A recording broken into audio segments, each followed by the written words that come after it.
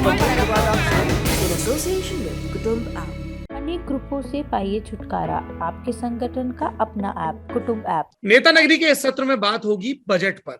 अब अपने राम को रुपया पैसा ज्यादा समझ में नहीं आता है और आंकड़ों के मामले में और भी डब्बा गोल है। इसलिए हमने हमेशा की तरह बुलाया दो विद्वानों को, एक इन हाउस और एक बाहर से। पहले विद्वान हैं रोशन किशोर। रोशन किशोर हिंदुस्तान टाइम्स ग्रुप के साथ जुड़े हुए हैं और ये वहां पर डेटा और पॉलिटिकल इकोनॉमी के एडिटर हैं और इस एडिटरी के मकाम तक पहुंचने के पहले भी इन्होंने कई पड़ाव पार किए हैं और इन्होंने जवाहरलाल नेहरू विश्वविद्यालय यानी जेएनयू से वहां पर एक सेंटर है, सीईएसपी बोलते हैं, centre for economic and statistical planning. हाँ, वहां से इन्होंने एमए आदि इत्यादि की पढ़ाई की है। और दर्शकों की जानकारी के लिए बता दें कि मुझे रोशन किशोर जी का बैचमेट होने का सौभाग्य प्राप्त है। हम लोग एक ही दौर में जेएनयू में थे। रोशन लगातार बजट पर लिख रहे हैं गंभीर विद्वतापूर्ण टिप्पणियां, इसलिए हमने इनसे गुजारिश की कि ये नेता नगरी में जरूर आए। हमारे दूसरे साथी हैं लल्लन टॉप के आर्थिक मामलों के एडिटर प्रमोद राय जी, और ये हिंदी के मशहूर कहानीकार भी हैं, पर उस पर बात फिर कभी होगी। तो ये प्रमोद जी और रोशन जी हैं जिनसे मैं आपके हिस्से के तमाम सवाल पूछूंगा और फिर देखते हैं ये विद्वान क्या कहते हैं। पहली चीज मैं रोशन किशोर ये जानना चाहता हूं कि किसी ने बोल दिया, जो एक परंपरा होती है ना, सत्ता पक्ष कहेगा ऐतिहासिक बजट और विपक्ष कहेगा गरीब विरोधी बजट, तो ये टेम्पलेट बने हुए हैं, सरकारें बदलती हैं, कोई सत्ता से विपक्ष में हो। आप इस बजट को कैसे देखते हैं, जो हम लोग देख रहे हैं कि इकोनॉमी दोबारा से कुछ दुरुस्त हो रही है, तो उसके कंटेक्स्ट में जब हम इलेक्शन फील्ड में जाते हैं तो महंगाई और बेरोजगारी, ये दो मुद्दे हमेशा सुनाई देते हैं, उसके कंटेक्स्ट में और बिजनेस के कंटेक्स्ट में। सौरभ, जैसा कि आपने कहा कि बजट चूंकि सरकारें बनाती हैं तो उनके हमेशा दो पहलू होते हैं। एक, सरकार की राजनीतिक समझ क्या है, चाहे वित्त मंत्री कोई भी हो, राजनीतिक जो उनको मैंडेट दिया जाता है उसी के इर्द गिर्द बजट तैयार होता है। और दूसरा कि सरकार की आर्थिक समझदारी क्या है। जैसे 1991 के पहले के जो बजट होते थे हमारे देश में और 1991 के बाद के, जाहिर बात है कि आर्थिक समझदारी बदल गई। तो जहां तक राजनीतिक समझदारी का सवाल है, मेरे ख्याल से इस बजट से सरकार ने साफ साफ मैसेज दिया है, और ये मैंने पहला जो लेख लिखा बजट के ऊपर मैंने लिखा भी कि लगता यह है कि सरकार जो है या तो वो, या भारतीय जनता पार्टी खास करके, या तो वो इस बात को लेकर के आश्वस्त है कि ये जो विधानसभा चुनाव अगले 10 तारीख से शुरू होने वाले हैं उसमें उनको कोई राजनीतिक खतरा नहीं है, या इस विधानसभा के चुनाव में आर्थिक मामलों पर वोट नहीं पड़ेगा। क्योंकि जो आपने कहा कि जब क्षेत्र में लोग जा रहे हैं तो सबसे ज्यादा जो बात इस तरह आ रही है वो बेरोजगारी और महंगाई की है, उसको सीधे तौर पर उसमें राहत देने के लिए इस बजट में वैसा कुछ भी नहीं दिया गया। दूसरी जो बात है कि ये बजट, चूंकि हमको याद रखना चाहिए कि नरेंद्र मोदी के नेतृत्व वाली जो ये सरकार है, इसने अपना 5 साल पहले टर्म में पूरा किया, इस साल ये उनका तीसरा बजट है। तो एक कंटिन्यूटी भी है कहीं ना कहीं, क्योंकि एक सरकार है और एक बहुत मजबूत सरकार है, ये कोई गठबंधन की सरकार नहीं है। इनको इस बात की पार्लियामेंट्री लग्जरी है कि वो एक लाइन में अपना काम कर सके। तो उसमें मेरे ख्याल से ये जो सरकार की समझदारी है वो ये दिखाता है कि सरकार ये समझती है कि भारत में जो विकास दर में कमी आई है या जो हमारी आर्थिक व्यवस्था में जो कमजोरी आई है पिछले कुछ सालों में, उसका कोई शॉर्टकट रास्ता नहीं है।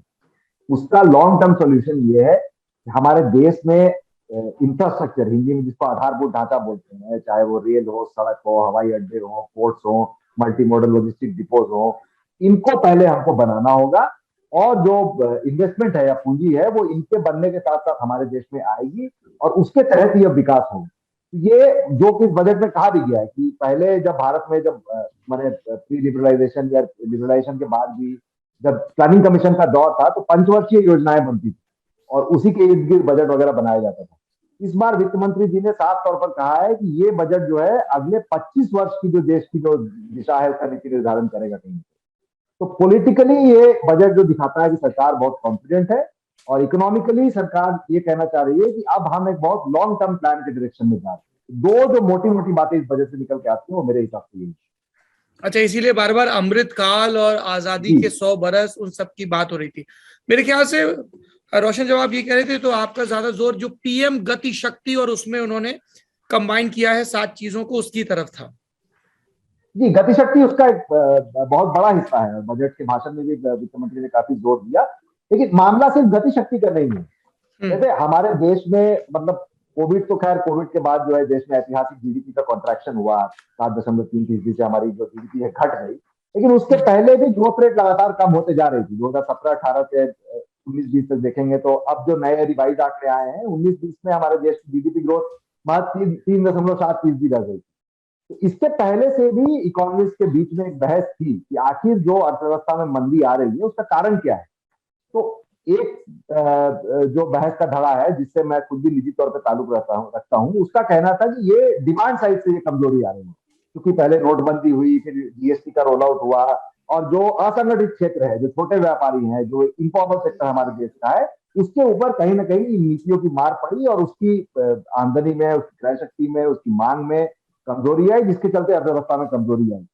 सरकार कोविड के पहले ये मानने के लिए भी तैयार नहीं थी कि अर्थव्यवस्था में बड़े स्तर की कोई समस्या है। कोविड के बाद अब सब लोग ही मानते हैं, लेकिन इस बार के बजट से और पिछले बार के बजट से सरकार ने जो दबाव निकाला है वो ये कहता है कि मांग की समस्या उतनी बड़ी समस्या आज की तारीख में इकोनॉमी में नहीं है। सरकार ये समझती है कि अर्थव्यवस्था को मजबूती देने का जो रास्ता है वो ये है कि हमको सप्लाई के और ऑप्शन क्रिएट करने होंगे। बेसिकली जैसे लोग कहते हैं ना कि चीन में इतनी सारी मैन्युफैक्चरिंग फैसिलिटीज है, हमारे देश में क्यों नहीं, और इसका एक वैलिड एग्जांपल लोग देते हैं कि उनके यहाँ पोर्ट्स जो है वो फैक्ट्रियों से जुड़े हुए हैं, उनके यहाँ बड़े बड़े हाईवेज हैं। स्पेशल इकोनॉमिक जोन की बात इस बार इस बजट में दोबारा से आई है। हम लोग सब लोग जानते हैं यूपी 1-2 के जमाने में देश में बहुत चर्चा हुई थी इन चीजों पर। तो कहीं ना कहीं सरकार उसी डायरेक्शन में चीजों को ले जा रही है। सरकार को भले ही वो पैसा खुद का खर्च करे या किसी और का खर्च करे, हमारे देश में इंफ्रास्ट्रक्चर को एक बूस्ट देना होगा और उसी से देश में जो है गति जो है आर्थिक विकास की वो बढ़ेगी। प्रमोद जी, आपने एक पत्रकार के तौर पे रिटेल और इन सबको लंबे समय तक कवर भी किया है। रोशन ने जिस चीज की तरफ संकेत किया कि आप बड़े इंफ्रास्ट्रक्चरल प्रोजेक्ट्स बना रहे हैं, बहुत अच्छी बात है लॉन्ग टर्म में, लेकिन बाजार में डिमांड और लोगों की पैसा खर्च करने की कुव्वत और इच्छा, इस मोर्चे पर काम करने के लिए इस बजट में कुछ नजर आया आपको? इस बजट में देखिए, जो सबसे बड़ी चीज है वो है जो कैपिटल एक्सपेंडिचर एक वर्ड है जो 35% इन्होंने बढ़ाया है। उसका मतलब मैं आसान भाषा में आऊंगा वहीं पे जो आपने पूछा है, लेकिन मैं उससे इसलिए जोड़ूंगा क्योंकि 35% कैपिटल एक्सपेंडिचर का मतलब है कि विकास पे 35% वो खर्च करेंगे। जो कैपिटल एक्सपेंडिचर सौरभ ये है कि जो काम नए होते हैं, जिनसे कुछ नया एसेट क्रिएट होता है।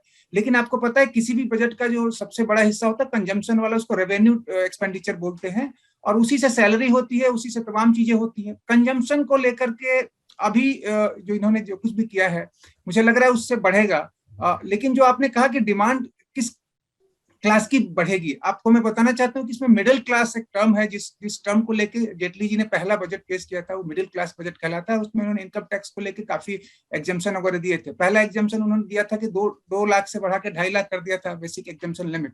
तो इस तरह पिछले 7 साल से लोग इंतजार कर रहे हैं, मिडिल क्लास इंतजार कर रहे हैं, उसको कुछ मिला नहीं है। तो डिमांड साइड जब बढ़ेगी तो वो कहां से बढ़ेगी अगर उसके पॉकेट में मनी नहीं है। इस वक्त सबकी हालत खराब है और जो सेविंग है उस मोर्चे पे कुछ नहीं है। एक स्टैंडर्ड डिडक्शन जैसी मामूली चीज जिसका एक्सपेक्टेशन हो रहा था, पता नहीं कहां से सर्वे आ गए, लोगों ने कहा जी कि अब तो बढ़ने ही वाला है, 50,000 रुपए है, अब वो 1 लाख हो जाएगा। अब वो भी नहीं पूरी हुई। बाकी जो इन्होंने एक्सपेंडिचर किए से एजुकेशन पे, हेल्थ पे, तमाम जगहों पे किए हैं, ठीक है, उनकी अलग रिक्वायरमेंट है। लेकिन जो आपका पिन पॉइंट सवाल है कि डिमांड कहां से बढ़ेगी, अब वो जो इंफ्रास्ट्रक्चर रोशन जी बता रहे हैं कि इंफ्रास्ट्रक्चर पे और पीएम गति पे इतने कुछ खर्च हो रहे हैं, अब उसका अल्टीमेटली जहां पे इम्पैक्ट होगा, हो सकता है वहां से कुछ ऐसे जॉब क्रिएट हो जहां से डिमांड हो। जैसे इन्होंने एक जो उसकी 2-3 स्कीमें हैं जिसके तहत इन्होंने अलॉटमेंट, थोड़ा सा एलोकेशन बढ़ाया है और कह रहे हैं कि वो उसको हमने जॉब क्रिएशन से जोड़ दिया है इंडस्ट्री को। तो वो अगर उससे जॉब क्रिएट होगा तो ठीक है, वो लॉन्ग टर्म की बातें हैं, 2 साल बाद, 3 साल या 4 साल बाद जॉब क्रिएट होगा। तो ये डिमांड साइड में डेफिनेटली एक चिंता का विषय है। और सौरभ, एक इंपॉर्टेंट चीज ये है कि बेरोजगारी को लेकर जितने आंकड़े अब तक आए हैं वो इशारा करते हैं कि बहुत स्थिति ठीक नहीं है। जिस तरह से हम रिकवरी की बात करें, वी शेप रिकवरी हो गई, और हमारे अभी जैसे आर्थिक सर्वे आया था उसमें बोला गया कि वैक्सीनेशन कंप्लीट होने की ओर है और 3/4 लोग तो हो गए हैं डबल वैक्सीनेटेड। तो हम लोग बहुत अच्छी स्थिति में है। लेकिन इन्फ्लेशन और ये अनएम्प्लॉयमेंट, खासकर इन्फ्लेशन एक बहुत बड़ी चुनौती है और बहुत बुरी स्थिति में है। पिछले महीने जो आंकड़े आए हैं उसमें रिटेल इन्फ्लेशन 5 पॉइंट समथिंग है और होलसेल करीब 14% है। तो महंगाई एक बड़ी चुनौती है जिसको खुद सरकार ने माना है। ऐसी स्थिति में मुझे लग रहा है कि आम आदमी के हाथ में इतना कुछ नहीं है कहीं जहां से वो कुछ एक्स्ट्रा सोच सके डिमांड के लिए।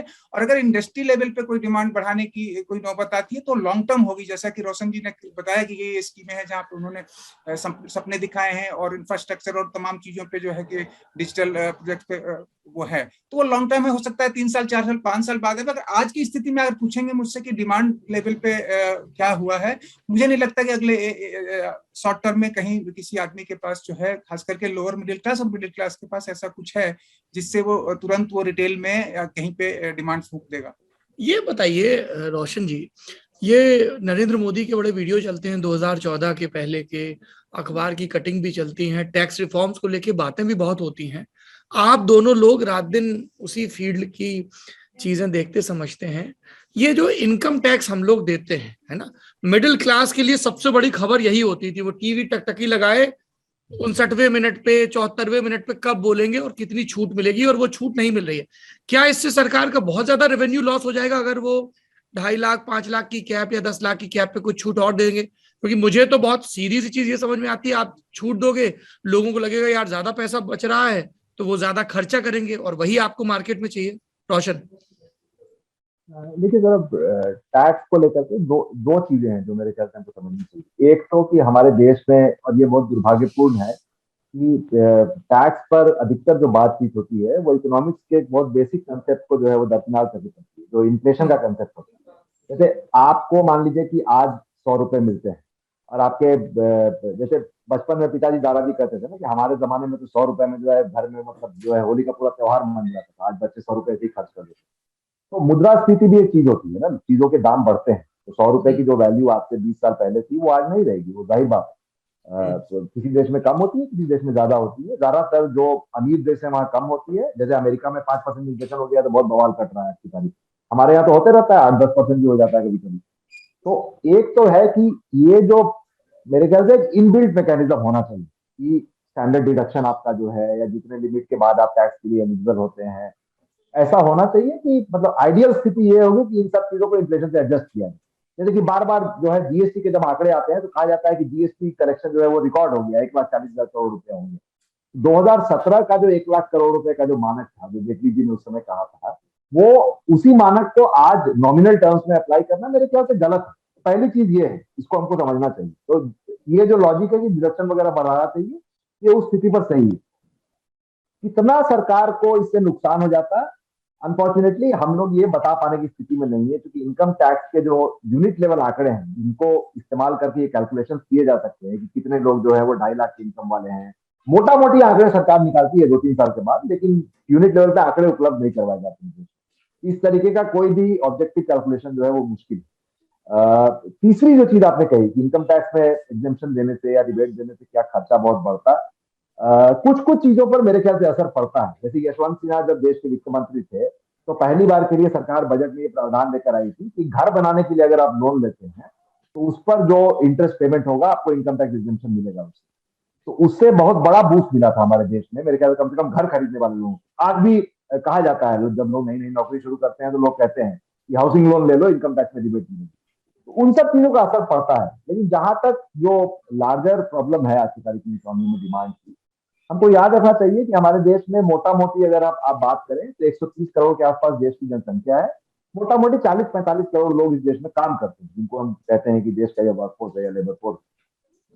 उसमें से इनकम टैक्स सही मायने में देने वाले लोग जो है वो मुश्किल से 1 करोड़ होंगे। उससे ज्यादा लोग इस देश में इतना, मैंने एक लॉजिक ये है कि लोग भ्रष्टाचार करते हैं, लेकिन मेरा अपना मानना है कि उससे ज्यादा लोग इतना पैसा ही नहीं कमाते हैं कि वो मीनिंगफुल इनकम टैक्स पे इस देश में बने। मैं जो कह रहा हूं, जो मैंने पहले भी असंगठित क्षेत्र का जिक्र किया, मांग की जो समस्या है सौरभ, वो हमारे जैसे या आपके जैसे लोगों के लिए नहीं है। वो लोग जो गुड़गांव में और नोएडा में और इन सब जगह पर जो कॉर्पोरेट सेटअप में या जो अच्छी खासी सरकारी नौकरी में काम करते हैं, उनके लिए मांग की समस्या नहीं है। जैसे कल आपने खबर पढ़ी होगी कि एप्पल के जो आईफोन्स हैं, पिछले साल उनकी इंडिया में बिक्री में 34% का इजाफा हुआ। तो ये लोग, आखिर तो कोई है ना इस देश में जो आईफोन खरीद रहा है, तो मांग की जो समस्या है वो इस स्तर पर नहीं है। मांग की समस्या किस स्तर पर है, मुझे लगता है कि वो उन लोगों के लिए है जो ये तय करते हैं कि त्योहार में बच्चों के लिए एक जोड़ी एक्स्ट्रा कपड़ा खरीदना है कि नहीं खरीदना है, अगर ठंड आ गई तो हमको एक जोड़ी स्वेटर खरीदना है कि नहीं खरीदना है।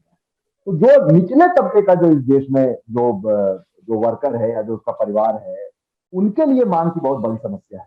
और इस मांग की समस्या को आप इनकम टैक्स में छूट देकर, जहां तक मेरा मानना है, सॉल्व नहीं कर सकते। जरूर इनकम टैक्स में अगर कोई बड़ी छूट दे दी जा सकती। इसी लॉजिक से सौरभ हमारे देश में पिछले 2 साल पहले कॉर्पोरेट टैक्स में छूट दी गई थी। 2019 के सितंबर में इसी सरकार ने बहुत बड़े स्तर पर कॉर्पोरेट टैक्स में छूट का प्रावधान दिया। तब उम्मीद लगाई गई थी कि इससे जो है विनिवेश बढ़ेगा और देश में जो है विकास में गति आएगी। ऐसा कुछ नहीं हुआ। कहने के लिए कोविड आ गया, लोग कर सकते हैं, लेकिन ये जो है ना कि हम फॉर्मल सेक्टर में जो हमारे टैक्स पेयर्स हैं या जो कॉर्पोरेट हैं, उनको छूट देकर के हम जो है देश की आर्थिक समस्या को सॉल्व कर लेंगे। ये जैसे वो अंग्रेजी में कहानी है ना कि एक शराबी की चाबी खो गई तो वो लैंप पोस्ट के नीचे खोज रहा है। लोगों ने पूछा कि गिरी कहाँ है, बोला गिरी तो कहीं और है। तो कहा यहाँ क्यों खोज रहे, बोला नहीं यहाँ रोशनी है ना, खोजने में आसानी होगी। तो जो ये जो अप्रोच है ना कि हम इनकम टैक्स या कॉर्पोरेट टैक्स में छूट देकर ये समस्या सॉल्व कर लेंगे, ये कहीं ना कहीं उसी तरह की अप्रोच है। समस्या असंगठित क्षेत्र में है, उसके हमारे पास दुर्भाग्यवश आज की तारीख में प्रॉपर आंकड़े ही नहीं। 2011-12 के बाद जो है, जो हमारे देश में कंजम्पशन का सर्वे आता है उसको जारी नहीं किया गया। 2017-18 की रिपोर्ट आई थी, उमेश झा को ने बिजनेस एनालिसिस को लीक किया था, उसके बाद सरकार ने रिपोर्ट स्क्रैप कर दी। हमारे देश में असंगठित क्षेत्र के जो उद्यम है, जो एंटरप्राइजेज है, उनका सर्वे होता है। 2015-16 के बाद से उनका सर्वे नहीं किया जाता, जबकि सब लोग मानते हैं कि जीएसटी नोटबंदी वगैरह के बाद जो है असंगठित क्षेत्र के उद्यमों पर बुरा असर पड़ा। तो इन सब सर्वे के बेसिस पर ही सरकार जो है जीडीपी वगैरह का कैलकुलेशन करती है। तो मैंने लिखा भी है कि एक्चुअली ये बहुत दुर्भाग्यपूर्ण है कि जो सरकारी तंत्र ये सारी नीतियां बना रहा है, उसके पास प्रॉपर आंकड़े नहीं, कहीं ना कहीं वो भी अंधेरे में तीर चला रहा है। ऐसा नहीं है कि मतलब राजनीति में लोगों की नीयत पर जो है सवाल उठाते हैं, लेकिन मेरे ख्याल से यहाँ नीयत की नहीं, आंकड़ों की भी समस्या हो गई है सरकार के पास। नीतियां जो है वो उस चीज को ध्यान में रखकर जा रही है जिसके बारे में आपको जानकारी है। एक बड़ा हिस्सा है जो पानी के नीचे डूबा हुआ है, वो आपको दिखाई नहीं दे रहा। ये मेरा मानना है। मैं थोड़ा सा कुछ मैं थोड़ी सी इस पे जो प्रेजेंट कैलकुलेशन है, मैं जरा आपका ध्यान खींचना चाहूंगा कि अभी रोशन जी ने कहा कि लगभग 1% लोग देते हैं। अभी जो रिटर्न इनकम टैक्स की डेडलाइन बीती है 31 दिसंबर, 6 करोड़ से 6.5 करोड़ लोगों ने इनकम टैक्स भरा है। अब मैं इनकम टैक्स की, सौरभ आपने जो सवाल उठाया है मैं उस पर आना चाहता हूँ कि क्या अगर एग्जम्पशन दे देते तो क्या इफेक्ट होता। आप इससे अंदाजा लगाइए कि जो इस बजट में जो सरकार का टैक्स रेवेन्यू का जो टारगेट है वो है करीब 27 लाख करोड़ रुपए। उसमें से 8 लाख करोड़ रुपए स्टेट्स के हम वो दे देंगे, छोड़ दीजिए। केंद्र के पास 20 लाख करोड़ रुपए आएंगे, ठीक है। लमसम इतना ही था, पिछला थोड़ा सा आप कर लीजिए। इस 20 लाख करोड़ को आप ब्रेकअप करिए 2 पार्ट में, डायरेक्ट टैक्सेस, इनडायरेक्ट टैक्सेस। आप डायरेक्ट टैक्सेस में आएंगे लगभग 10 लाख करोड़, उसको 2 पार्ट में बांटेंगे, लगभग 5 लाख करोड़। 5 लाख करोड़ 2 कंपोनेंट में आते हैं, इनकम टैक्स और कॉर्पोरेट टैक्स, ठीक। इनकम टैक्स 1/4 इसमें देने जा रहा है। और आपको मैं ध्यान आकर्षित करना चाहता हूं कि ये पहली बार है जब 69% हाइक हुआ है इनके इनकम टैक्स कलेक्शन में, कॉर्पोरेट टैक्स के कलेक्शन में भी। अगर मेरा आंकड़ा 60 के आसपास ही है, इससे ज्यादा नहीं, मतलब 50% हाइक तो हुआ ही है। तो जब आपके खजाने में 50% ज्यादा रकम आई है और उस मिडिल क्लास ने किया है, तो आप थोड़ा सा एग्जम्पशन तो दे सकते थे, पहली बात। और जीएसटी कलेक्शन की जहां तक बात है, एक इनके पास बहुत ज्यादा कलेक्शन हुए हैं इस बार। ये कह रहे हैं 130 और 140 को क्रॉस कर रहे हैं, लेकिन एक बहुत बड़ी समस्या आने जा रही है, जो रोशन जी ने जो इशारा किया है कि जो अनऑर्गेनाइज सेक्टर है जहाँ पे है, इसमें स्टेट वाला एक पेच आएगा कि 2022 में ये शर्त खत्म हो रही है कि आप स्टेट को कंपेंसेट करेंगे। तो स्टेट की हालत उतनी अच्छी नहीं है। तो ये जो सरकार के पास आ रहे हैं 1,30,000 करोड़ रुपए, वो असल पिक्चर नहीं है। जब आप स्टेट गवर्नमेंट आईजीएसटी में जब आप एडजस्टमेंट करेंगे, एसजीएसटी का कंपोनेंट उसको लौटाएंगे, तब पता चलेगा कि वहां पे तो स्थिति पहले से खराब है। तो कुल मिलाकर के टैक्सेशन पे, इनकम टैक्स वाले मामले में मुझे लगता है कि सरकार की स्थिति बहुत अच्छी है। और ये थोड़ा बहुत एक दे देते अगर तो न तो इनके ऊपर कोई फर्क पड़ता। और जिस तरह से इन्होंने, ठीक है, ये इतने कॉन्फिडेंटली इन्होंने 2-3 कैपिटल एक्सपेंडिचर बढ़ाया है। दूसरा, ये फिस्कल डेफिसिट पे बहुत कॉन्फिडेंट है सरकार। मेरे ख्याल से 6.9% इस फिस्कल डेफिसिट इस करंट ईयर में है, जो अगले साल इन्होंने 2-3 डेसिमल पॉइंट घटाए हैं, 6.4 कर दिया है। तो इतने कंफर्टेबल पोजीशन में एक बड़ी आबादी है। जब इनकम टैक्स की बात करते हैं तो ठीक है, 6 करोड़ लोग अगर फाइलर हैं तो उसमें हो सकता है कि नील फाइलर्स 2 करोड़ लोग होंगे, 4 करोड़ लोग तो जो देते ही होंगे इनकम टैक्स। तो एक दे के थोड़ा सा वो मनोबल बढ़ा सकते थे। दूसरा ये है कि जहां तक दूसरे इंसेंटिव्स की बात है वो भी मुझे लगता है मिला नहीं है। तो मैं ये बात मानता हूँ, मैं समेटना चाहूंगा इस पे सौरभ, इस बात पे कि अगर ये इनकम टैक्स में कोई रियायत देते तो इससे अच्छा मौका नहीं था इस साल, क्योंकि एक कोविड अफेक्टेड एरिया था। केवल रेवेन्यू फ्रंट पे आप चैलेंजेस नहीं झेल रहे थे, पब्लिक भी तो झेल रही थी ना। तो आपका रेवेन्यू बढ़ा है तो हमारी जेब से ही बढ़ा होगा, इनडायरेक्ट टैक्सेस में भी हमने जीएसटी पे किया होगा ना। तो आपका अगर अपना जश्न मना रहे हैं और वाकई रिकॉर्ड कलेक्शन होने जा रहा है, जीएसटी लागू हुए 4 साल हो गए हैं, पहली बार ऐसा हुआ है कि सरकार खुश होने की स्थिति में है और इतनी बड़ी तबाही के बाद, तो ये मौका था मुझे लगता है कि वो देते और उनको थोड़ा सा रिलीफ देना चाहिए था किसी भी टैक्सेशनल फ्रंट पे। अच्छा, मुझे ये कुछ चीज बताइए, मैं राहुल गांधी का भी ट्वीट देख रहा था जिसमें उन्होंने कहा जुमला for India, jobs for China, Modi government has destroyed the unorganised sector and MSMEs that create the most jobs. Unorganise की तो आपने रोशन बात बताई कि हमारे पास डेटा ही नहीं है मुकम्मल। एमएसएमई को लेके क्या नजर आया इस बजट में और ओवरऑल सरकार की पॉलिसी? क्योंकि एम्प्लॉयमेंट के लिहाज से देखें तो उसमें ज्यादा लोग इंगेज रहते हैं। हाँ, वही मैं कह रहा हूँ कि एमएसएमई का जहां तक सवाल है, मेरे ख्याल से अलग तौर पर नहीं है, लेकिन इस बजट में मतलब एक नीयत दिखाई गई है। जैसे जो सबसे बड़ी आर्थिक नीति मोदी सरकार लेकर आई थी 2014 में, वो मेक इन इंडिया प्रोग्राम था। एक कहीं ना कहीं जो गुजरात मॉडल भी था मोदी जी का कि हम फैक्ट्री लगाएंगे, मैन्युफैक्चरिंग बढ़ेगी, इससे रोजगार बढ़ेगा, ये सब वगैरह। 14 से 22 आज करीब करीब 8 साल होने को चले, और हर साल 2 साल पर किसी न किसी तरीके से रंग रूप बदल के मेक इन इंडिया प्रोग्राम को दोबारा से लॉन्च करने का प्रयास किया जाता है। ये कोविड जब आया तो उसके बाद ये आत्मनिर्भर भारत के साथ जो है पीएलआई, जो प्रोडक्शन लिंक्ड इंसेंटिव का सवाल है, उसको किया गया। इस बार के बजट में पहली बार के लिए कस्टम्स ड्यूटी का बड़े पैमाने पर रिकैलिब्रेशन किया गया है, खाते पर बढ़ाई गई है, कैपिटल गुड्स पर घटाई गई है, ऐसे करके तमाम चीजों पर। साथ ही साथ स्पेशल इकोनॉमिक जोन का भी मैंने जो जिक्र किया, तो एक प्रयास है मेरे ख्याल से कहीं ना कहीं कि कुछ भी करके देश में मैन्युफैक्चरिंग बढ़े। और इस दुनिया में जो भी देश आगे बढ़े हैं आर्थिक तौर पर, मैन्युफैक्चरिंग के अलावा कोई चारा नहीं है। हिंदुस्तान को सर्विस सेक्टर से, सेवा क्षेत्र से जितना फायदा उठाना था हम लोग उठा चुके हैं, उसको उससे ज्यादा फायदा हमको नहीं होता। तो वो प्रयास है, लेकिन जो प्रॉब्लम है मेरे ख्याल से कि कहीं ना कहीं हमारे अंदर में ये कॉम्प्लेक्स भी है कि हमको सब चीजों को एक्सपोर्ट के लिए मैन्युफैक्चर करना है। तो हम स्मार्टफोन बनाएंगे, उसको एक्सपोर्ट करेंगे, आने वाले दिनों में ई व्हीकल्स बनेंगे, हम लिथियम आयन बैटरीज बनाएंगे, उसको एक्सपोर्ट करेंगे। रघुराम राजन जो आरबीआई के गवर्नर रह चुके हैं, एक प्रतिष्ठित अर्थशास्त्री हैं, वो जब आरबीआई के गवर्नर थे तो उन्होंने एक बहुत बड़ी बात कही कि हमको मेक इन इंडिया नहीं, मेक फॉर इंडिया का ध्येय रखना चाहिए। तो उसमें है कि जब तक लोगों के पास पैसे ही नहीं होंगे आपके पास, आपके यहाँ सामान खरीदने के लिए, तो हमारे देश में भारत ही एक बहुत बड़ा बाजार है। तो एक प्रॉब्लम जाहिर तौर पर मैन्युफैक्चरिंग में है। जैसे मैं किसी से पूछ रहा था, वो बड़े ब्रोकरेज फर्म में काम करते हैं, मैंने कहा आप तो विदेश वगैरह घूमे, आप बताइए कि क्यों नहीं मैन्युफैक्चरिंग हमारे देश में बढ़ती है। उन्होंने कहा कि एक बड़े बिजली के बल्ब बनाने वाले जो है कंपनी के अधिकारी से मेरी बात हो रही थी, उन्होंने कहा कि चीन में जब फैक्ट्री से हम बिजली का बल्ब बना के निकलते हैं तो पोर्ट तक जाते हैं, तो उसमें हमारा लॉस काफी कम होता है। हिंदुस्तान में सड़क इतनी खराब है कि आधे से ज्यादा बल्ब जो हमारा वो ट्रक में टूट जाता है, इसलिए हमें फैक्ट्री नहीं डालना चाहिए। ये सब जो समस्याएं हैं, निश्चित तौर पर जो सरकार का इंफ्रास्ट्रक्चर पुश है उससे मदद मिलेगी, इसमें कोई दो राय नहीं। लेकिन दूसरी जो बात है कि वो भी है कि 130 करोड़ लोगों का आपका देश है, तो अल्टीमेटली दूसरे देश के बाजार को कैप्चर करने से आसान है कि आप अपने देश का बाजार कैप्चर कीजिए। आज हम और आप जिस तरह के कपड़े पहनते हैं, साल में अगर आप 10 कपड़े खरीदेंगे तो उसमें से 2 या 3 जो महंगे कपड़े हैं वो बांग्लादेश के बने हुए होते हैं। तो कहीं ना कहीं तो जो वो भी है ना कि मतलब हमारे यहाँ, अपने यहाँ भी जो है बाहर की चीजें इंपोर्ट कर रहे हैं।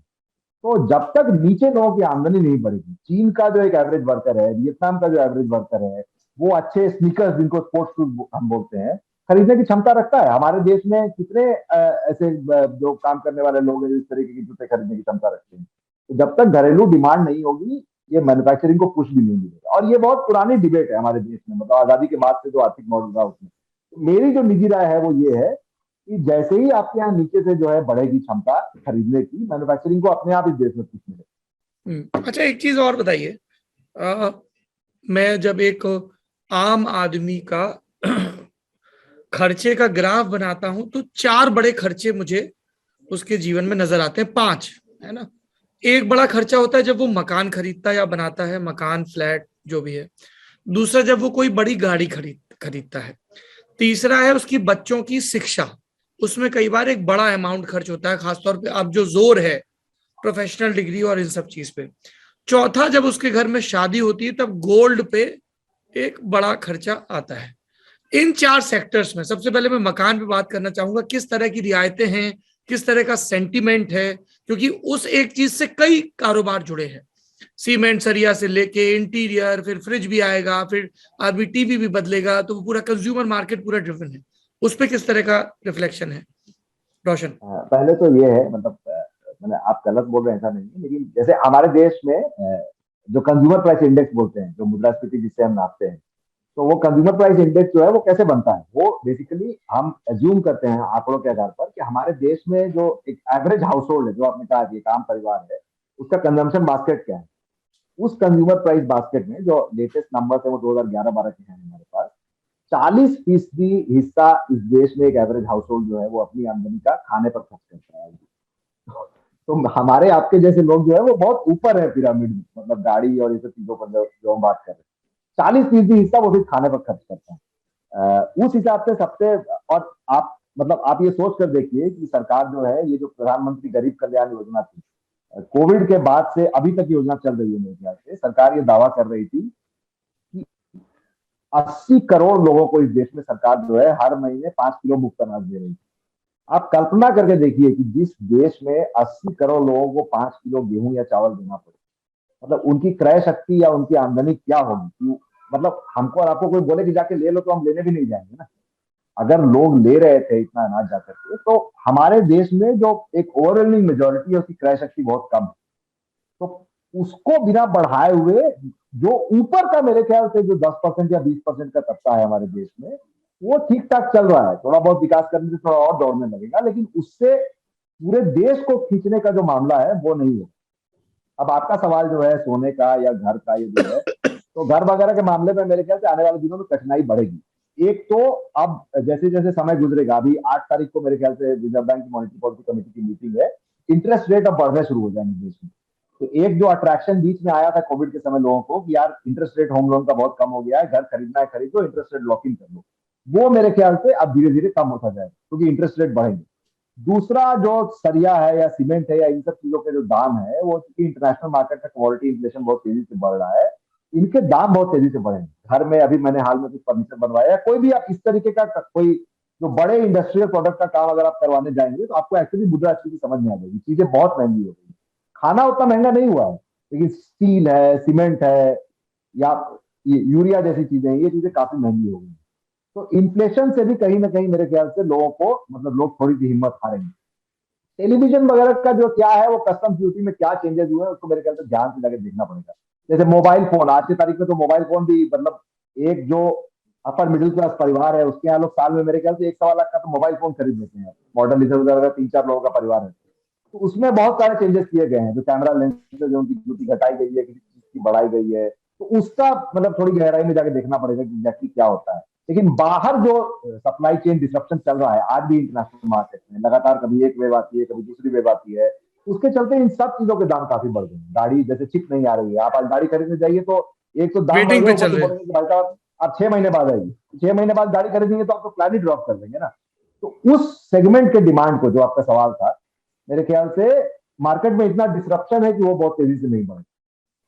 प्रमोद जी मैं एजुकेशन पे थोड़ा सा कहना चाहूंगा। इन्होंने एजुकेशन के लिए करीब 1 लाख करोड़ रुपए, 1,04,000 करोड़ रुपए का आवंटन किया है। लेकिन एक तबका आपको पता है कि नीचे जो पिछले 1.5-2 साल से स्कूल बंद है, उससे सबसे बड़ा अफेक्टेड एक बहुत बड़ा लार्ज सेक्शन है। और अभी एक रिपोर्ट आई थी, खुद सरकारी रिपोर्ट है, अक्टूबर में आई थी, जिसके मुताबिक करीब 7 राज्यों में 40% से 70% बच्चे वो उनके पास डिजिटल एक्सेस नहीं है और उनकी पढ़ाई ठप है। अब एक तरफ आपने डिजिटल यूनिवर्सिटी की बात की है बजट में, दूसरी तरफ आप सोचिए कि वो जो तबका जो पिछले 1.5 साल से वो के बच्चे पढ़ नहीं पा रहे हैं, और एक और जो है अर्थशास्त्री हैं जियान दरेज, उनकी अगुवाई में एक शोध हुआ था मेरे ख्याल से सितंबर 2021 में, और उनकी रिपोर्ट कहती है कि 15 राज्यों में उन्होंने सर्वे किया था और कहा था कि करीब 37% जो स्टूडेंट हैं उन्होंने पढ़ाई छोड़ दी इसी दौरान। अब अब ये एक बड़ी त्रासद स्थिति है कि आप बजट में, ठीक है, आप डिजिटल पे फोकस है, आपने डिजिटल यूनिवर्सिटी खोलेंगे और 11,000 करोड़ का आपने इजाफा किया है, करीब 93,000 करोड़ था पिछले साल बजट आपका एजुकेशन का, इस साल आपने बढ़ा दिया, लेकिन बड़े हायर एजुकेशन पे और तमाम चीजों पे किया है। मुझे समझ में आ रहा है कि बहुत से लोग हैं जिनके घर में एक तो मोबाइल नहीं होगा, अगर है तो फिर उनके पास दो नहीं होंगे, अगर दो बच्चे हैं तो कैसे पढ़े होंगे। ये एक प्रैक्टिकल प्रॉब्लम है। मुझे लगता है इसको भी सरकार, इसके लिए इस बजट में थोड़ी सी मुझे निराशा लगी कि डायरेक्टली कुछ एड्रेस नहीं किया इन्होंने इस तबके को, और इस लेवल पे कुछ ऐसा कर सकते। मैं नहीं कह रहा कि एक एक मोबाइल बंटवा देते घर में, लेकिन कहीं से कुछ वैसा दिखा नहीं जो उस तबके का वो जो कॉस्ट बर्डन है उसको ये हैंडल कर पाते। और मैं अभी रोशन एक बात कह रहे थे बहुत इंपॉर्टेंट, इन्होंने कहा कि जो राजन का नाम ले रहे थे और वो जो कॉर्पोरेट टैक्स में सर कटौती उन्होंने की थी 2019 में, एक राजन का ही एक स्टेटमेंट है कि उस कटौती की वजह से कंपनियों की जो वो है का मुनाफा है वो अब दिख रहा है बहुत तेजी से बढ़ा है। यानी 2019 में जो कॉर्पोरेट टैक्स आपने 30% से कट करके 25% कर दिया, उसका असर दिख रहा है और कंपनियों का मुनाफा अब 2021-22 में खूब बढ़ रहा है सभी कंपनियों का। लेकिन यही वो पीरियड है, वो कह रहे हैं यही वो पीरियड है जिसमें इस देश की जो सबसे बड़ी बेरोजगारी झेली है लोअर तबके ने। और रोशन जी तबके का की ओर इशारा कर रहे थे कि अनऑर्गेनाइज सेक्टर, एमएसएमई, डेफिनेटली वो वही तबका है जो उससे कनेक्टेड है और उससे अफेक्टेड है। तो मुझे लग रहा है इस लेवल पे जब आप बात कह रहे हैं कि बजट से रोटी कपड़ा और मकान का, तो घूम फिर के बात वो आती है कि मेरी थोड़ी कंजर्वेटिव सोच है कि इनको कुछ डायरेक्टली देना चाहिए था। और वो इस स्थिति में है जब ये कह रहे थे हम वर्टिकल ग्रोथ, जिसको आप डंका पीट रहे हैं कि हम वर्टिकली सीधे घप से नीचे गिरे थे और घप से हम ऊपर चढ़ गए, तब तो आपको देना चाहिए था कुछ डायरेक्टली और इन पर्टिकुलर सेक्शन को आपको एड्रेस करना चाहिए। ये हम लोग बार बार गरीबों की बात कर रहे हैं, एक बड़ा तबका है जो खेती से भी जुड़ा है, तो वो तो हमने देख लिया कि ऑर्गेनिक फार्मिंग गंगा के किनारे और ड्रोन वगैरह, पर कोई ठोस उपाय भी हैं या ये जो उपाय बताए गए इनका क्या असर होगा? रोशन? खेती को मेरे ख्याल से इस बजट में कुछ भी नहीं किया है। बात का ये सब कहने की बातें हैं, ये मतलब जिसको खाने का पैसा नहीं है वो खेत में ड्रोन उड़ा के खेती करेगा, ये सब मतलब और ही गप है। मेरा इससे कोई ये नहीं। पहली बात तो ये है कि जो खेती की समस्या है वो इस देश में अपोजिशन वाले जो भी है इस सरकार की पैदा की हुई समस्या नहीं, वो बड़ी समस्या है। मोटे तौर पर क्या समस्या है वो मैं यहाँ पे कह दूं कि हरित क्रांति के पहले, ग्रीन रिवोल्यूशन के पहले हमारे देश में पर्याप्त अनाज नहीं था हमारे पास। हमारी जो सबसे बड़ी जरूरत थी वो ये थी कि जिसको शिप टू माउथ एग्जिस्टेंस कहते थे, अमेरिका से जहाज में अनाज आता था और हम उसके भरोसे रहते थे और उसके बदले हमको अपनी विदेश नीति तय करने को कहा जाता था। उससे हमने निजात पा ली, कम से कम अनाज है हमारे पास। लेकिन कुछ जो एक तबका है अर्थशास्त्रियों का या पब्लिक डिबेट में भी बहुत लोग बोलते हैं, इसका मतलब ये कतई नहीं है कि हमारे देश में जो है एक्सेस सप्लाई हो रही है खाने की चीजों की, क्योंकि अगर हम उस तर्क को मान लें तो उसका मतलब है कि खेती में हमको हर साल निगेटिव ग्रोथ टारगेट करनी चाहिए। अगर आपके यहाँ एक्सेस सप्लाई है तो इसका मतलब क्या है कि आपको तो ग्रोथ घटानी पड़ेगी। आज भी हमारे देश में एक बहुत बड़ा तबका है जो अच्छा खाना जिसको मैसर नहीं है। आप सड़क पे चले जाइए, आप घूम के आ रहे हैं, जो मजदूर वर्ग के लोग हैं, कम पैसे कमाने वाले लोग हैं, वो दाल रोटी खाएंगे तो सब्जी नहीं खाएंगे, सब्जी खाएंगे तो दाल नहीं खाएंगे। एक अच्छी डाइट आज भी देश में लोगों को मैसर नहीं है। अब खेती का अगर उत्पादन बढ़ाना है तो कहीं ना कहीं को डिमांड भी बढ़ानी पड़ेगी। जब खरीदने वाले लोग नहीं होंगे तो ये सब चीजें नहीं दिखेंगी। ये सबसे बड़ी समस्या है खेती। दूसरी समस्या क्या है कि क्योंकि देश में लोग इतने गरीब हैं, इसलिए खाने की चीजों के जब दाम बढ़ते हैं तो हाय तौबा मच जाता है। मतलब सरकार अनियन इंपोर्ट पे रोक लगा देगी, कुछ और इंपोर्ट कर लेगी, ये कर लेगी। लेकिन जब दाम क्रैश कर जाते हैं तब कोई नीति जो है किसानों को बचाने की नहीं। ये दूसरी बड़ी समस्या है। क्लाइमेट क्राइसिस जैसे जैसे बढ़ रही है, फ्रीक वेदर इवेंट, ये किसी को मतलब मेरे ख्याल से आंकड़े देने की आवश्यकता नहीं। हम सब लोग अपने जीवन में महसूस कर रहे हैं कि बढ़ते जा रहे हैं। जब बारिश नहीं होनी है तब हो जाएगी, जब कम होनी है तब ज्यादा हो जाएगी, एक महीने की बारिश 4 दिन में हो जाएगी। इससे खेती के ऊपर हमारे देश में, क्योंकि हमारे देश में खेती ही मानसून के भरोसे चलती है, बहुत बड़ा खतरा धीरे धीरे मंडरा है। ये सब बहुत स्ट्रक्चरल प्रॉब्लम्स हैं, लॉन्ग टर्म प्रॉब्लम्स है, जिनकी सोल्यूशन की तरफ हमको बढ़ना चाहिए। पिछले बार भी सरकार जो 3 कानून लेकर आई थी कृषि के, उसमें इन सब चीजों के ऊपर ध्यान नहीं दिया गया। उसका जो बेसिक दर्शन था, जो फिलोसफी थी, वो ये थी कि कॉर्पोरेट सेक्टर को अगर हम खेती में लेकर के आएंगे तो सब लोग अमीर हो जाएंगे। हो सकता है ऐसा हो जाता, लेकिन किसान नहीं माने, सरकार ने राजनीतिक कारणों से वो कानून वापस ले लिया। उसके बाद उम्मीद की जा रही थी कि बजट में कोई नया मॉडल लेकर आएगी सरकार। ठीक है, अगर हमारा मॉडल नहीं तो किसी और मॉडल की तरफ चलते हैं। मेरे ख्याल से कोई चर्चा नहीं की गई है। इस देश में सिर्फ भाजपा की केंद्र सरकार नहीं, सारी सरकारें किसानों को समय समय पर लॉलीपॉप पकड़ाते रहती है। जब चुनाव नजदीक आते हैं, 2018 में जब मध्य प्रदेश, राजस्थान और छत्तीसगढ़ में भाजपा चुनाव हार गई तो पीएम किसान आया था। उस समय का जो 6,000 रुपया है, उसकी अगर आप मुद्रास्फीति डिस्काउंट करके वैल्यू देखेंगे तो वो 6,000 नहीं रही ना आज की तारीख में। वो जो वैसे ही बहुत थोड़े पैसे थे, वो और कम पैसे हो गए। उसके तरफ भी कोई कम से कम वही आप बढ़ा रहे थे। मेरे ख्याल से 2023 में वो रकम बढ़ाई जाएगी कि भैया फिर से चुनाव आ रहे हैं, फिर से किसानों को कुछ दो। दूसरा जो प्रॉब्लम है वो ये है कि पीएम गरीब कल्याण योजना में अगर आप अनाज का आवंटन कम करेंगे, जो 80 करोड़ परिवारों को आप हर महीने 5 किलो अनाज दे रहे थे, इसका सीधा मतलब है कि सरकार एमएसपी पर खरीद भी कम करेगी, क्योंकि एमएसपी पर सरकार जो खरीद करती है, अल्टीमेटली सरकार को उस अनाज को डिस्पोज भी करना पड़ता है। ये आवंटन अगर कम हो रहा है, एमएसपी की खरीद कम होगी आने वाले दिनों में। पेट्रोल वगैरह के जो दाम है, जो कच्चे तेल के दाम है, आज की तारीख में करीब $90 के आसपास हैं। लोग कह रहे हैं कि रशिया और यूक्रेन में जो टेंशन बढ़ रहा है, वेस्ट एशिया में जो टेंशन बढ़ रहा है, कच्चे तेल के दाम जो है $100 के ऊपर जा सकते हैं। यूरिया फर्टिलाइजर के जो दाम है वो कच्चे तेल के दामों से बहुत सेंसिटिवली लिंक होते हैं। इसका मतलब ये भी है कि यूरिया के दाम भी बढ़ेंगे, तो किसान बेच उतने में ही रहा है, उसकी लागत बढ़ती जा रही है। ये भी बहुत बड़ी समस्या है। ये पिछले 1-2 साल जैसे हर चीज के दाम बढ़ गए ना। किसान जब खरीदने जाता है तो बाजार में वो सरिया भी खरीदेगा, सीमेंट भी खरीदेगा, फर्टिलाइजर भी खरीदेगा, सब कुछ खरीदेगा। इसको इकोनॉमिक्स की भाषा में हम टर्म्स ऑफ ट्रेड शॉक कहते हैं कि आपको जो मिलने वाली चीज, बेचने वाली चीज का दाम आपका गिर गया, खरीदने वाली चीज का दाम बढ़ गया, तो खेती पर उसका भी बहुत विपरीत असर पड़ने वाला है। ये जो चीज है वो एग्रीकल्चरल ग्रोथ रेट में रिफ्लेक्ट नहीं करती है, क्योंकि ग्रोथ रेट में बेसिकली आप कहते हैं कि ठीक है, आपने इस साल 100 टन गेहूं उगाया, अगले साल 150 टन गेहूं उगाया, तो 50% ग्रोथ होगी। ये बहुत गंभीर समस्याएं हैं खेती के सामने आज की तारीख में, और मेरे ख्याल से बजट में कोई भी प्रयास नहीं किया गया है, मैंने बातचीत करने का भी प्रयास नहीं किया। ये सब तो कोरी गप है कि आप जो है मतलब नेचुरल फार्मिंग कीजिए और फलाना ठिकाना कीजिए। कोई किसान नेचुरल फार्मिंग नहीं करता है। हर किसान अपनी जमीन में जितना मैक्सिमम उत्पादन कर सके करना चाहता है, उसको बेच के पैसा कमाता है। यही फैक्ट है हमारे देश में।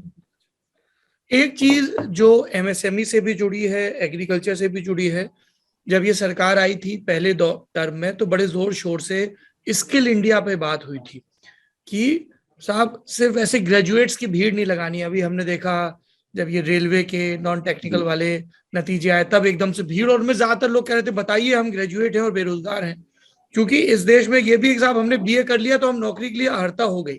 उसको दुरुस्त करने के लिए आप स्किल इंडिया लेके आए। स्किल इंडिया प्रोग्राम कैसा चला है सबके सामने, हमने खुद जमीनी हकीकत की थी।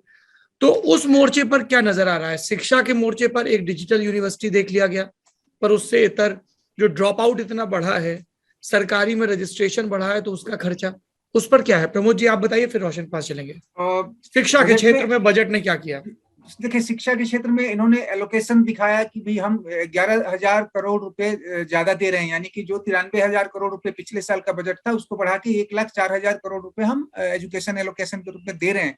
लेकिन उसके ब्रेकअप को देखें तो वो ज्यादातर जो हाईटेक चीजें हैं, हाईटेक प्रोजेक्ट हैं, डिजिटल यूनिवर्सिटी है, इस तरह की चीजों पे है। जो आपने बात कही स्किल की, जो इन्होंने स्किल जो इनकी योजनाएं आई हैं उसका क्या आउटपुट हुआ, मैं उस आउटपुट पे तो नहीं जाऊंगा, लेकिन बार बार मेरे दिमाग में वो आंकड़े आ रहे हैं, चाहे सीएमआई के आंकड़े हों या दूसरे हों, जो कह रहे हैं कि जो लेबर पार्टिसिपेशन रेट है वो 40 से नीचे आ गया है। जो बेरोजगारी दर है वो पिछले 6 सालों में 5 बार ऐसा हुआ, जो हम ग्लोबल एवरेज रेट है जो बेरोजगारी का, उससे भी हम नीचे हैं। मेरे मतलब ज्यादा है बेरोजगारी के मामले में, स्थिति बुरी है। तो ऐसी स्थिति में वो जो जगह जगह खुले स्किल इंडिया के नाम पे लोगों ने जो है अपनी अपनी दुकानें खोली और एफिलिएट करा लिया अपने आपके मंत्रालयों से, लेकिन वहां पे क्या कितना स्किल बढ़ा, क्या हुआ, उसका डेटा तो अभी तक नहीं आया। मुझे नहीं लग रहा है कि जहां तक इवन एमएसएमई मिनिस्ट्री ने या लेबर मिनिस्ट्री या जो भी कंसर्न मिनिस्ट्री हो जो इस तरह का डेटा जारी करती है कि जो 2014-15 में जो और 16-17 में जो आप जो झंडावारदार थे विभाग, उन्होंने क्या किया इस मामले में, तो मुझे कोई आउटकम स्वरूप इस बात में नहीं नजर आया कि ये क्या हुआ उस स्किल का, कितना जॉब क्रिएशन हुआ, कितने लोग हुए। हो सकता है कि हुआ हो, लेकिन सरकार ने अभी तक स्पेसिफिक कोई ऐसा डेटा नहीं दिया कि उन स्कीमों की वजह से कितना जॉब क्रिएट हुआ। अभी जो स्थिति है बजट में, बेरोजगारी बहुत बड़ी समस्या है। डायरेक्ट तो अब इन्होंने जैसे कहा कि हम प्रोडक्शन लिंक स्कीम के तहत इतनी इंडस्ट्रीज को इस तरह से लिंक कर रहे हैं कि वो जितना जॉब क्रिएट करेंगे उसके हिसाब से सब्सिडी देंगे, इस तरह का उनका है। अब वो क्या होता है भविष्य की बात है,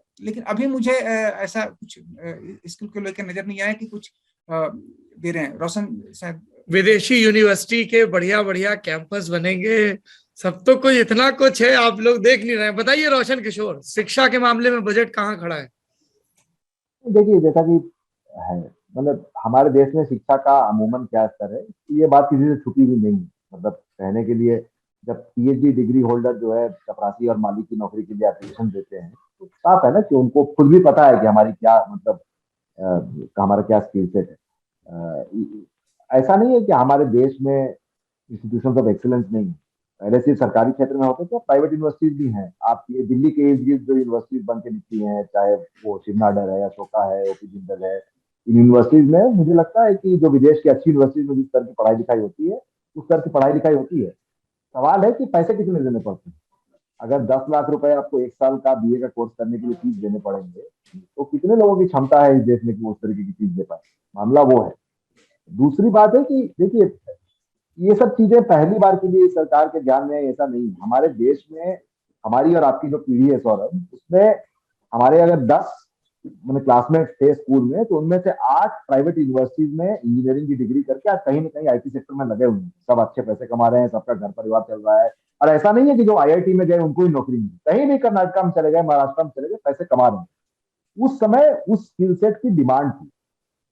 इस सरकार को, जो मैं बार बार कह रहा हूं, कि इनको जो डिमांड की समस्या है वो समझ में नहीं आती। जैसे रेलवे अब बात कर रहा है ना कि हम चीजों को मोनेटाइज करेंगे, तो देश में 150 स्टेशन का जो है उनको वर्ल्ड क्लास स्टेशन बनाया जाएगा। अब मैं बिहार में गया नाम के शहर से आता हूँ। अब हमारा रेलवे स्टेशन जैसा जिलों के रेलवे स्टेशन होते हैं वैसा है, थोड़ा सा क्योंकि पर्यटक स्थल है इसलिए अच्छा भी है। अब वहां आप कहिएगा कि हम 5 स्टार होटल खोल देंगे, तो उसके लिए हम लोगों को स्किल सेट दे देंगे होटल मैनेजमेंट का। सवाल ये नहीं है, सवाल है कि वो होटल चलेगा तभी जब लोगों के पास उस शहर में 5 स्टार होटल में जाके खर्चने के पैसे होंगे। ये सारी जो स्किल्स आप प्राइवेट सेक्टर में बेचना चाहते हैं, ये तभी चलेंगी जब आपके पास पैसे होंगे। आप लोगों को मैन्युफैक्चरिंग में, आईटीआई पॉलिटेक्निक में ट्रेन करके भेज रहे हैं। आज से 15 साल पहले मारुति की फैक्ट्री में जिस टर्म पे एम्प्लॉयमेंट मिलती थी, आज की तारीख में उस टर्म पे एम्प्लॉयमेंट नहीं मिलती है। मारुति फैक्ट्री अब अपने आप परमानेंट वर्कर्स को हायर नहीं करती। मारुति फैक्ट्री को पता है कि लड़कों को कॉन्ट्रैक्ट पर रखो, उनको जो है शॉर्ट टर्म एम्प्लॉयमेंट कॉन्ट्रैक्ट पर रखो, तो परमानेंट वर्कर एक जितने में काम करेगा उतने में हम 4 लोगों से काम करवा सकते हैं।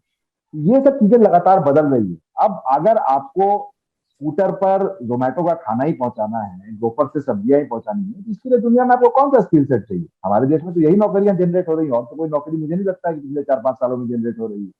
तो स्किल की समस्या हमारे देश में है। एजुकेशन की बहुत गंभीर समस्या है। जैसे हमारे माता पिता जी बिहार में जब इमरजेंसी के समय बड़े हुए थे, तो उस समय कर्पूरी डिवीजन से पास हुए कहा जाता था लोगों, क्योंकि यूनिवर्सिटीज में, कॉलेजों में स्टूडेंट आंदोलन चला था, पढ़ाई लिखाई नहीं थी, लोगों को पास कर दिया गया था। पढ़ाई लिखाई का स्तर जिस तरीके से गिरा है पिछले 2 सालों में, मेरे ख्याल से आने वाली पीढ़ियां जो है इनको कोरोना डिवीजन कहेंगे। क्योंकि कई लोग हैं जो एमए पास कर गए, जो इंजीनियरिंग के 2 साल पास कर गए, जो स्कूल खत्म कर लिया, बेचारे तो उन्होंने मुंह ही नहीं देखा स्कूल कॉलेज का, तो उनको क्या पढ़ाया लिखाया गया होगा, क्या उनको कुछ नहीं आता होगा मेरे ख्याल से। जॉब मार्केट में उनको क्या ट्रेनिंग मिलेगी, नहीं मिलेगी, ये एक बहुत गंभीर समस्या है। लेकिन मामला वही है, सिर्फ ये सब बातें करने से नहीं होगा। आपको जब तक इस देश में, इस देश की लाइन में खड़ा जो आखिरी व्यक्ति है, जो आखिरी 20 व्यक्ति हैं 100 में से, उनके पास जब तक पैसा नहीं आएगा, कोई स्किल सेट वगैरह हमारे काम में नहीं जा रहा, क्योंकि उन चीजों की डिमांड ही नहीं होगी। आप क्या करेंगे होटल मैनेजमेंट लोगों को ट्रेन करके और टूरिज्म मैनेजमेंट लोगों को ट्रेन करके? आखिर लोगों को पैसा भी तो होना पड़ेगा ना खर्चने के लिए, तभी तो इनकी स्किल सेट का कोई डिमांड होने जा रहा है। और ये जो चीज है ना हमारे देश में कि फॉरेन यूनिवर्सिटीज को लेकर के और सब चीज करो। अमेरिका में आज की तारीख में सबसे बड़ी जो समस्या है वो स्टूडेंट लोन की है। आप लाखों करोड़ों रुपए देकर के पढ़ाई करते हैं, उसके बाद आपको नौकरी नहीं मिलती, तो कौन चुकाएगा इतना पैसा? हमारे देश में लोग कहाँ से चुकाने जाएंगे इतना पैसा? इंजीनियरिंग कॉलेजेस सैकड़ों बंद हुए हैं इस देश में पिछले कुछ सालों में। आई मीन, कई अखबारों में आंकड़े वगैरह छपते रहते हैं। जो इंस्टीट्यूशन है उनकी तो डिमांड ही नहीं है, तो क्या हम नए स्किल सेट और इन चीजों की बात कर रहे हैं? ये हमको समझना पड़ेगा बहुत गंभीरता से। तो रोजगार मूलक शिक्षा के लिए क्या किया जाना चाहिए? क्योंकि ये देखिए, मैं फिर से अपनी चुनावी यात्राओं का रेफरेंस दूंगा। बहुत सारे लोग मिले कि साहब, उन्होंने बताया कि इतने पैसे में ये वाली डिग्री मिल जाती है, इतना परसेंटेज मिल जाता है। तो वो डिग्री तो काबिलियत का पैमाना नहीं है, पर सच्चाई क्या है कि देश, आपके पास बड़े पैमाने पर युवा आबादी है, उसको लग रहा है कि साहब ये डिग्री ले आए, इतना परसेंटेज ले आए, इस चीज की तैयारी कर ले तो यहाँ एक सरकारी नौकरी लग जाएगी। जो सक्षम है वो बीटेक वाले रास्ते पे चले गए, लेकिन उसका भी बबल फूट चुका है। तो बीच में तो कई चीजें ऐसी होंगी ना जहां पे से निकल के आप एमएसएमईज में या दूसरे प्रोडक्शन में, मेक फॉर इंडिया अगर अडॉप्ट होता है, या मेक इन इंडिया जो चल रहा है उसमें खपे।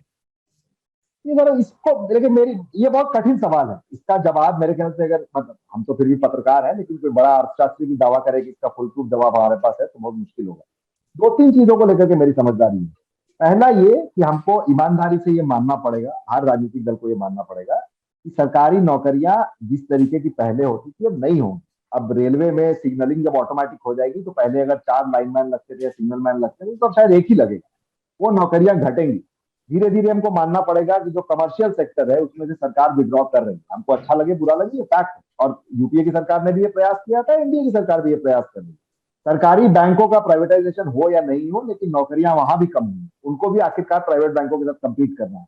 आज के तारीख में फैक्ट है कि प्राइवेट बैंकों का बिजनेस लगातार बढ़ते जा रहा है, सरकारी बैंकों का घटते जा रहा है, तो अल्टीमेटली तो उस बैंक को कमर्शियली वायबल बने रहना है, तो वो नौकरियां घटेंगी, ये पहला फैक्ट है, इसको हमको एक्सेप्ट करना पड़ेगा। दूसरा जो फैक्ट है वो हमको मानना पड़ेगा कि प्राइवेट सेक्टर में नौकरियों को बढ़ाने के लिए, खास करके मैन्युफैक्चरिंग में नौकरियों को बढ़ाने के लिए, पहला तो कि हमको रोजगार, जब शिक्षा हम दे रहे हैं तो लोगों को इंकरेज करना पड़ेगा कि ये बीए एमए करने से कोई फायदा नहीं है, अच्छे संस्थान बनाए जाए जहां लोगों को सही में नौकरियां मिले। ये सिर्फ नीति का सवाल नहीं है, हमारे देश में मेरे ख्याल से, मैंने थोड़ा अगर मैं बाहर की बात करूं तो डिग्निटी ऑफ लेबर का भी एक सवाल है।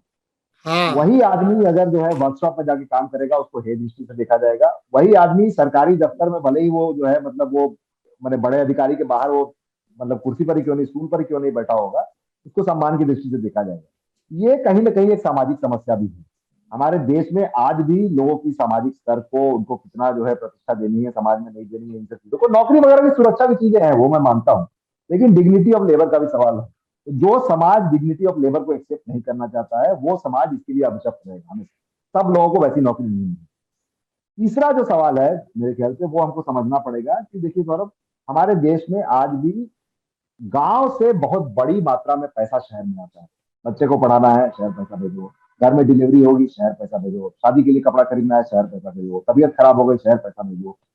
उस पैसे को अगर हम थोड़ी मात्रा में भी गांव में रख पाए, गांव में डिस्पेंसरी खोल दो, अस्पताल खोल दो, स्कूल खोल दो, कुछ कर दो, मेरे ख्याल से आधी समस्या सॉल्व हो जाएगी। क्योंकि शहर में जब लोग आते हैं तो पैसे खर्च करने पड़ते हैं, उससे कम पैसे में गांव में आपका काम चल जाएगा। लेकिन जैसे आप बात करिए ना, जो लोग यहाँ उबर चलाते हैं या कुछ भी करते हैं, कहते हैं महीने में आप 20,000 रुपया बचा लेते हैं, एक कमरे में 4 लोग रहते हैं, खाना कभी बनाते हैं कभी नहीं बनाते हैं, गांव में क्यों नहीं रहते हो, कहते वहां तो 5,000 रुपया भी नहीं मिलेगा, रहते करेंगे। तो ये गांव से शहर का जो ड्रेन ऑफ वेल्थ है उसको हमको रोकना पड़ेगा, उसके बिना शहर की समस्या सॉल्व नहीं की जा सकती। और चौथा जो चीज है मेरे ख्याल से, जो सरकार जिसके लिए सीधे सीधे तौर पर उत्तरदायी है, आप फैक्ट्री में लोगों को नौकरी मत दीजिए, आप रेलवे में लोगों को नौकरी मत दीजिए, आप सरकारी होटल बंद कर दीजिए, आप सरकारी बैंक में भर्ती कम कर दीजिए, लेकिन शिक्षा और स्वास्थ्य का जहां तक सवाल है उसमें मेरे ख्याल से आज भी राज्य सरकारों के पास भी और केंद्र सरकार के पास भी बहुत बड़ा स्कोप है नौकरियां बढ़ाने।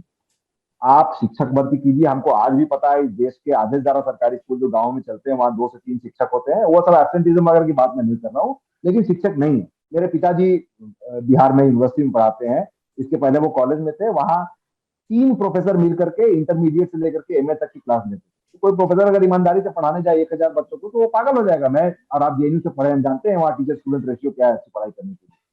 हमारे देश में जो मोहल्ला क्लिनिक का मॉडल है, मतलब मैं किसी पार्टी विशेष की बात नहीं कर रहा हूँ, क्यों नहीं हर गांव में एक ठीक ठाक काम करने वाला प्राथमिक उपचार केंद्र बनाया जा सकता है। इसमें 2-3 डॉक्टर होंगे, 10-12 पैरामेडिक होंगे, लेकिन फिर वही डिग्निटी ऑफ लेबर की समस्या है।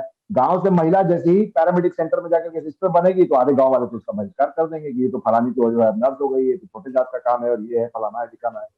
तो ये समस्या मेरे ख्याल से शिक्षा और स्वास्थ्य में सरकार रोजगार बढ़ाए, सामाजिक तौर पर डिग्निटी ऑफ लेबर को एक्सेप्ट करने की हमारे देश में एक कोशिश हो, और गांव से शहर में जो पूंजी जा रही है उसको गांव में रोकने का प्रयास किया जाए, तब मेरे ख्याल से लॉन्ग टर्म में जाके कुछ बात बनेगी। अदरवाइज हमको कोई उम्मीद नहीं है इसको लेकर। प्रमोद जी, समय की कमी है, कोई और पहलू बजट का जो आपको लगता है कि बताया जाना चाहिए? बजट में हम लोगों ने अमूमन जो शिक्षा और स्वास्थ्य को लेकर, हेल्थ को लेकर मुझे एक चीज खटक रही है सौरभ की, जब अभी पेंडेमिक पूरा हम उससे उबरे नहीं है, अभी तय नहीं है कि गर्मियों में क्या होगा, लेकिन इन्होंने हेल्थ बजट में केवल 0.23% का इजाफा किया है। और इसके पीछे कहानी ये है कि जी हमने वैक्सीनेट कर दिया लोगों को, और डबल वैक्सीनेशन ऑलमोस्ट 80% 75% हो गया है। वो सारा वैक्सीन लगा दी, अब स्वस्थ रहो खुद से अपने दम पे। तो ये इन्होंने कुछ दिया नहीं है उसमें हेल्थ बजट में। ये अलग बात है कि बेस कम था, क्योंकि पिछली बार इन्होंने ज्यादा किया था इजाफा, तो हो सकता है कि वो मान के चल रहे हों। तो मुझे लग रहा है कि हेल्थ को लेकर था, क्योंकि जो पिछली अभी गर्मियों में हम लोगों ने देखा था जो हालत हुई डेल्टा या दूसरी लहर के दौरान, वो बहुत बुरी थी। अचानक आज भी हमें कहीं नहीं दिख रहा है कि इतना बड़ा इंफ्रास्ट्रक्चर चेंज हमने कर लिया है कि अगर कुछ हो गया, अनहोनी कुछ हो गई तो हम फिर उस पोजीशन में होंगे। तो मुझे लग रहा है कि हेल्थ पे इनको थोड़ा सा और फोकस करना था।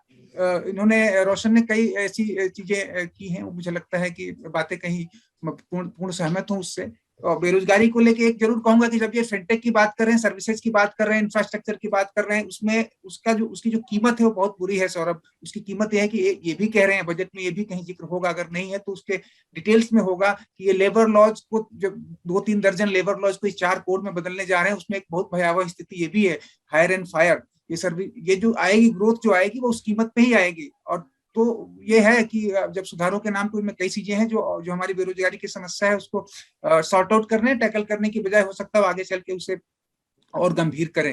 इन्हीं चिंताओं के साथ इस नोट पे मैं अपनी बात रखूंगा। ठीक है, रोशन किशोर, प्रमोद, आप दोनों का बहुत बहुत धन्यवाद। मेरे लिए ये सेशन बड़ा महत्वपूर्ण था, मुझे कई चीजें समझ में आई और मैं उम्मीद करता हूं कि नेता नगरी के दर्शकों को भी समझ में आई होंगी। Thank you so much.